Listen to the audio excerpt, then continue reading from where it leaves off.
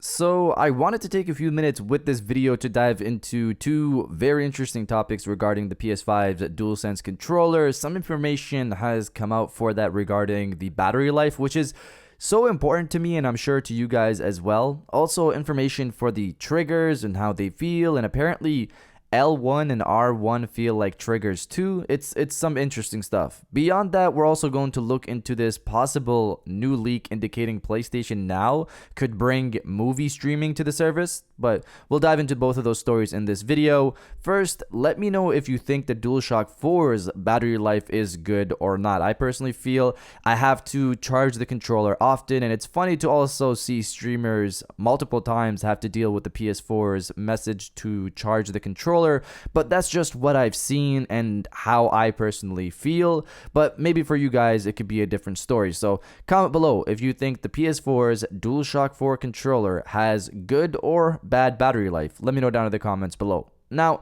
diving into the first story of the video, PlayStation Now. This is a service I personally like. I've mentioned that before. I just feel they need to beef up their back-end servers and add more data centers across places they're currently servicing, and hopefully this happens when Microsoft's Azure service comes into the picture. Right now, on PlayStation Now, you can download and stream hundreds of PlayStation 2, 3, and PlayStation 4 games, and I feel people forget that number. There is a lot of games on the service which only cost $59.99 a year. So to tally it up, you can download and play games locally, you can play games online on the service without PlayStation Plus, you can stream games, and it's only $59.99 a year. I sometimes feel I need to stress these things because it doesn't seem like Sony promotes it enough and it gets put to the side in the minds of people in comparison to Xbox Game Pass, which is also a great service. But to continue, a new post for a movie is making the rounds, which supposedly teases movie streaming capabilities coming to the service, PlayStation Now,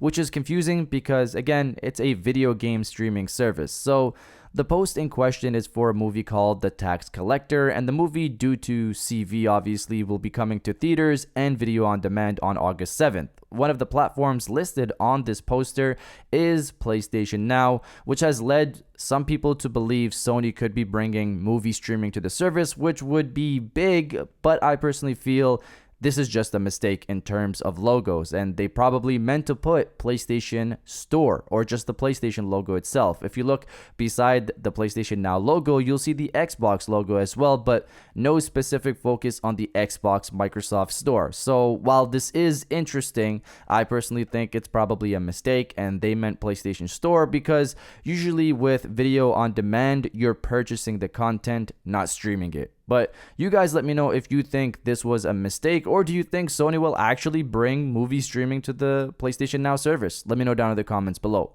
Now, diving into the second story of the video, new possible details on the DualSense controller, with one of them being probably one of my biggest complaints with the DualShock 4, which is the battery life. So don't get it twisted, I love the controller. It was a solid step up from the DualShock 3. It was a big step up from the DualShock 3, but that battery life is something I always wished could have improved with a new rendition of the controller later in the PlayStation 4's life cycle, but that never came to be. Luckily, the DualSense controller looks to possibly fix that. So in terms of official news from Sony regarding the DualSense controller and its battery life, here's what Sony had to say. Reading from the PlayStation blog, "We also took thoughtful consideration into ways to maintain a strong battery life for their DualSense's rechargeable battery and to lessen the weight of the controller as much as possible as new features were added."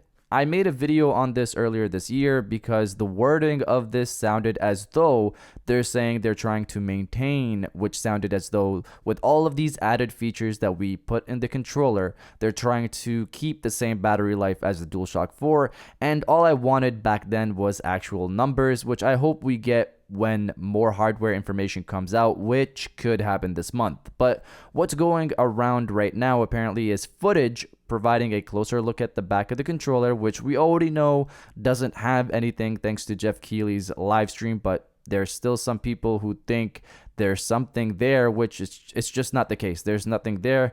But along with this footage, we got the following details on Reddit. The poster claims this information comes from the same person who leaked the DualSense controller earlier on, right before Jeff Keighley's official stream, I believe. So here's what it states, reading from Reddit.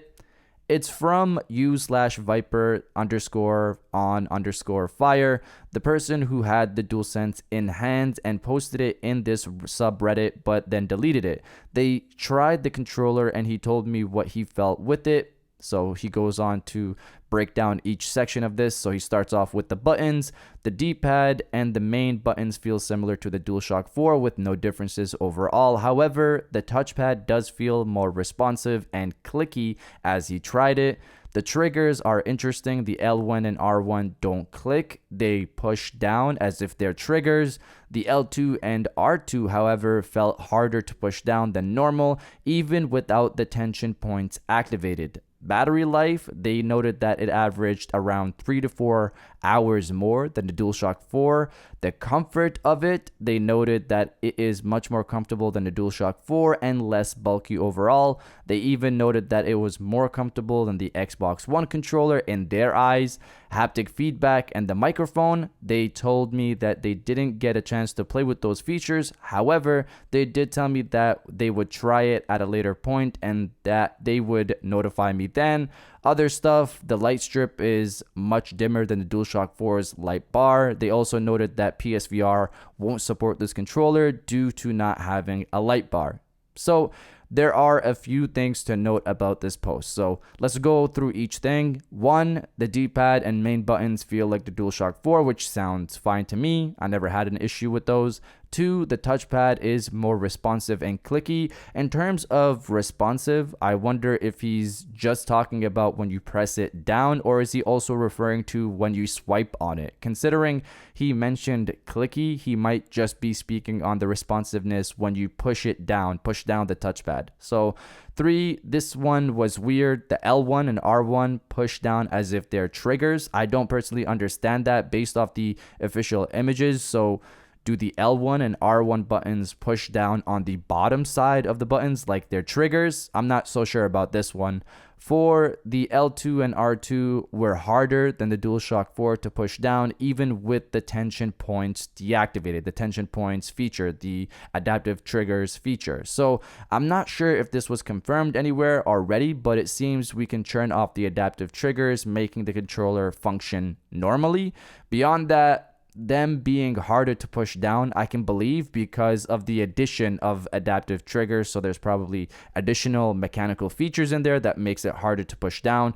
I don't think it'll be so hard where people will be annoyed by it, but I guess we'll have to wait to see on that. 5, the battery life is 3 to 4 hours longer than the DualShock 4. This was music to my ears, but then I started to think about what was turned on or off in terms of the features due to get these numbers. Is this with everything on or something's off? That's the question. But of course, it's nice to hear an extension of about 4 hours. And considering the DualSense controller is using USB Type-C, charging should be much quicker as well. 6, the comfort of the controller. I'm not really going to comment on this. It's all preference here. Number 7, they didn't get to play with the haptic feedback and microphone. This is one of the reasons why I think they didn't have everything turned on. So the battery life was probably extended due to that. Possibly. I'm just guessing here.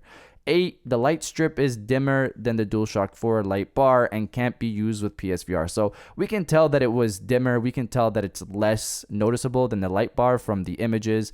So this wasn't something new. And the PSVR part of it, this was a question on people's minds. Since the DualSense controller doesn't have a light bar, can it be used with PSVR? It doesn't seem to be the case based off this post. But considering PSVR is going to be supported on PlayStation 5 and PlayStation 5 is PS4 backwards compatible, I can see the DualShock 4 being supported on the next generation console as well to get around this possible issue.